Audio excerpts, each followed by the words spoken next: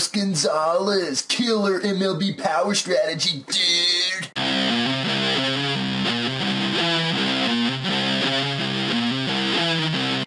Hey, what's going on? It's Joey Myers from the Hitting Performance Lab, and in this video we're going to be comparing the swings of Carlos Gonzalez and Nolan Arenado.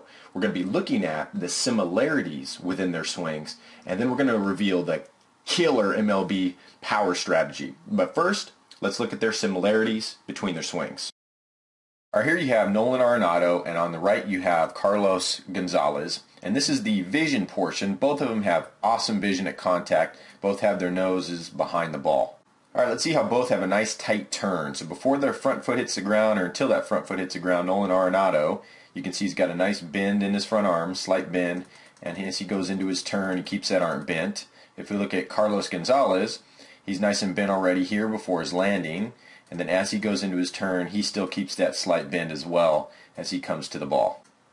All right, let's see how both use the catapult loading system. We're using their shoulders, their spine, and their pelvis as a gearbox. So as you can see here with Nolan, he's showing his numbers, and he's got this down, slight down shoulder angle. He's not going to have as high of an elbow as Carlos Gonzalez, but you can see this down shoulder angle, and if we get the pitch going, by the time his front foot hits the ground, you can still see these numbers back here.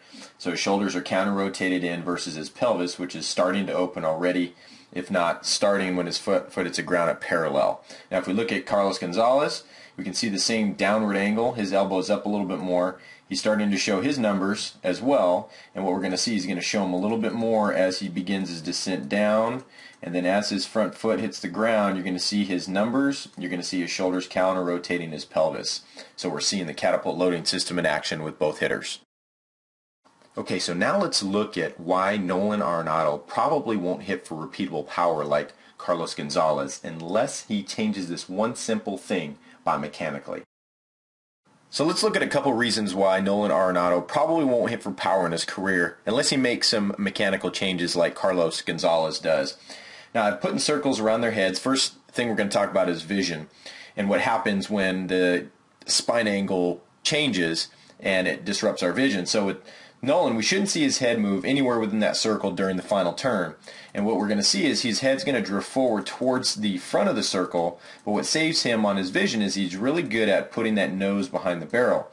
With Carlos Gonzalez, what we're going to see when he starts his final turn is that head's going to stay in that circle for the most part. It's going to drop a little bit, but it definitely doesn't move forward too much, and he keeps his nose behind the barrel as well. The killer MLB power strategy is spine angle. So as you're going to see with Nolan Arenado, is his spine is perpendicular, his head and spine is perpendicular to the ground, or almost 90 degrees here. And what that's going to do is that's going to move his center line forward, the reason why his vision moves forward a little bit, moves in that circle. But the one thing he's not going to be able to do is be able to hit for power consistently, repeatable power, like Carlos Gonzalez. Now if we look at Carlos's spine angle, he's back up over the catcher. So if we get this angle here of his back spinal tilt, we're going to find it at about 65 degrees. And that's going to help him get on plane sooner, get on that upward plane of that downward plane ball coming at him. Now one thing I think Car-Go can get better at, and it's one thing that Nolan Arenado does a little better, is his barrel launch angle. So the angle at which when that front heel hits the ground, the angle of our barrel. Now, as you can see, Nolan Arenado's is at 42 degrees, and if we look at Robinson Cano's, our gold standard, his it ranges between 45 and 50 degrees. Now if we look at Carlos Gonzalez's, you're going to see that it's significantly different, a lot lower than what Arenado or Cano would do. So we're seeing about a 27 degree angle with his barrel launch angle, and I think the one thing that can improve Carlos Gonzalez's swing a little bit is to increase that angle of his barrel at launch.